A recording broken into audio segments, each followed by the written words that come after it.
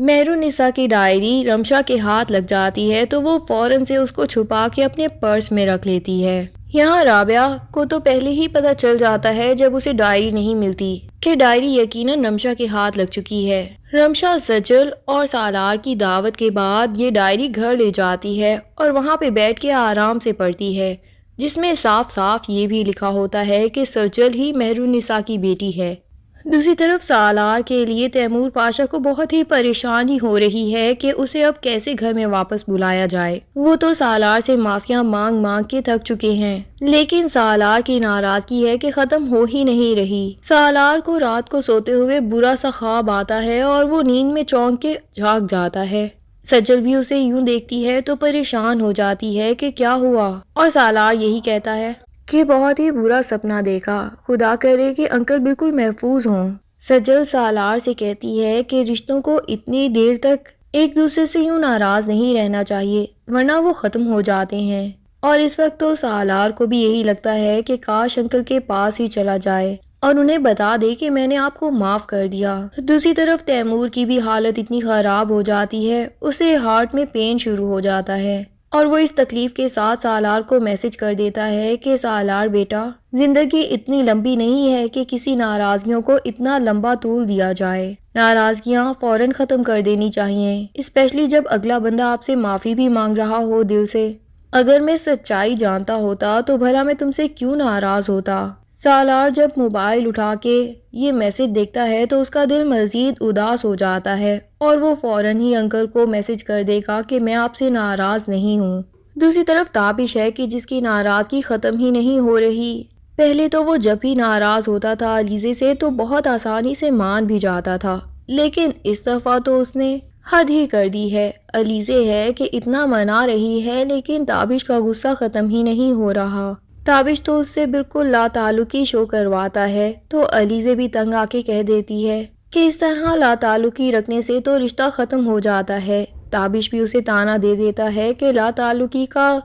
لفظ تمہارے منہ سے اچھا نہیں لگ رہا، پر علیزے بھی اتنی جلدی ہار ماننے والی نہیں، وہ پھر بھی اپنی کوششیں بھرپور رکھے گی۔ اور تابش وہ تو علیزے کے لیے ایسی فیلنگز رکھتا ہے کہ علیزے کو تھوڑا سا بھی کچھ ہوا تو وہ فوراً ہی مان جائے گا اور اس کا دل علیزے کے لیے دوبارہ سے پگھل جائے گا۔ دوسری طرف رمشا اس ڈائری کو جلد از جلد پڑھ لینا چاہتی ہے۔ وہ تو دن رات لگی ہوئی ہے کہ جلدی اس ڈائری کو پڑھ کے ساری حقیقت جان سکے۔ حقیقت تو انفیکٹ وہ پہلے سے بھی جان چکی ہے، لیکن یہ اب جانی ہے کہ اس ڈائری میں ساری سچائی لکھی ہے، اسی لیے وہ اس ڈائری کو ماں کو کبھی نہیں واپس کرنے کا سوچ لیتی۔ رمشا ماں کے پاس جاتی ہے تو باتوں باتوں میں اس کو سناتی ہے کہ اگر کوئی ماں اپنے ہی بچے کی خوشیوں کی دشمن بن جائے تو اپنی خوشیوں کی حفاظت اس بچے کو خود ہی کرنی پڑتی ہے۔ اب رابعہ کو پکا یقین آ جاتا ہے کہ یہ ڈائری یقیناً رمشا کے ہاتھ لگ چکی ہے، لیکن وہ زیادہ پریشان نہیں ہوتی اور کہہ دیتی ہے کہ ساری سچائی تو میں ویسے بھی جانتی ہی ہوں،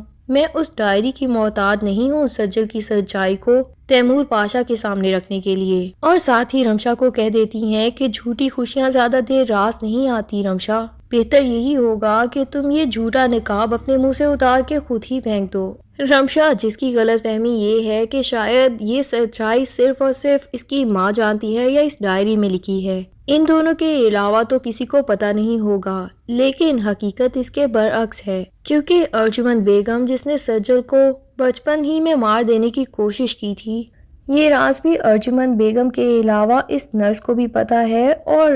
ارجمن کی خاص سیکرٹری اس گھر کی ملازمہ کو بھی یہ راز معلوم ہے۔ بس اب تو رمشا کی والدہ یہ حقیقت یقیناً جلد ہی بتا دیں گی، اور اگر وہ نہ بھی بتانے کی ہمت کر پائیں تو یہ بھی ہو سکتا ہے کہ تیمور پاشا کے ہاتھ میں ہی رمشا کی ڈائری خود بخود لگ جائے اور مہرالنساء کی لکھائی تو وہ پہچان ہی جائے گا۔ پھر وہ جو نرس جس کو ارجمن پورے پیسے نہیں دے پا رہی کیونکہ اس نے ڈیمانڈ ہی اب اتنی زیادہ رکھ دی ہے کہ ارجمن کے پاس بھی اتنے زیادہ پیسے تو موجود نہیں، تو کچھ پیسے تو ارجمن سے ہتھیا لے گی اور اس کے بعد غصے میں اس کی سچائی تیمور پاشا کو بھی بتا دے گی۔ یعنی سجل جب اس گھر میں سالار کے ساتھ واپس آئے گی وہ بھی تیمور پاشا کی بیٹی کی حیثیت سے، تب نہ صرف اس کے راستے کا کانٹا رمشا اس کی زندگی سے نکل چکی ہوگی بلکہ یہ ارجمن بھی پہلے ہی اس گھر سے جا چکی ہوگی اور اس کی زندگی میں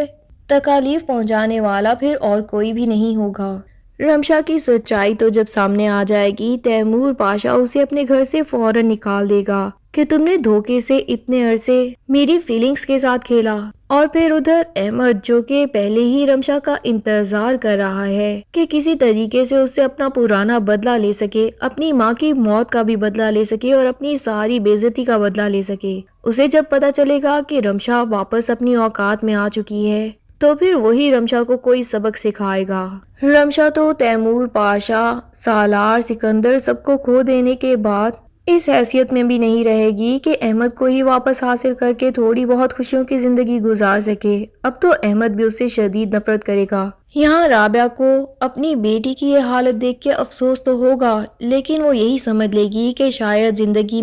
میں نے سجل کے ساتھ اگر کہیں ناانصافی کی ہے تو اس کی سزا مجھے اسی دنیا میں مل رہی ہے اور آخرت میں سزا سے بچ جاؤں گی۔ اس لیے وہ دل پہ جبر کر کے رمشا کی ہر تکلیف کو برداشت کر لے گی۔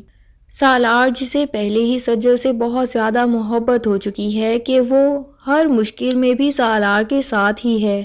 ان بے معنی لڑکیوں کی طرح نہیں جو صرف اور صرف سالار کی دولت دیکھ کے اس کے پیچھے رہتی تھیں، کیونکہ اگر سجل ویسی ہوتی تو جب انکل نے اسے گھر سے نکالا تھا تو وہ سالار کو چھوڑ کے اپنی ماں کے گھر جا سکتی تھی، لیکن اس نے یہ فیصلہ نہیں کیا، بلکہ اس نے سالار کو اس وقت میں پورا کا پورا حوصلہ دیا اور اس کا ہر طرح سے ساتھ دیتی رہی تاکہ اس کے لیے کوئی بھی مشکلات نہ آ سکیں۔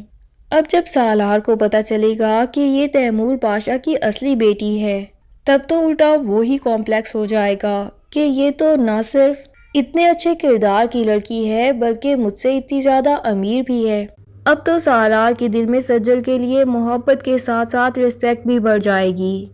سجل تیمور پاشا سے اور کچھ نہیں مانگے گی سوائے اس کے کہ اس کی ماں رابعہ کو معاف کر دیا جائے اس کی ہر غلطی کے لیے، کیونکہ تیمور پاشا کو اس بات کا افسوس تو ہوگا کہ رابعہ نے جانتے بوجھتے بھی اس کی بیٹی کو اتنے عرصے اس سے دور رکھا اور جھوٹی بیٹی اس کے گھر میں لا دی، اور وہ رابعہ کو بھی شاید جیل پہنچانے تک بھی سوچ لے، لیکن سجل کی کہنے پہ اور ریکویسٹ کرنے پہ وہ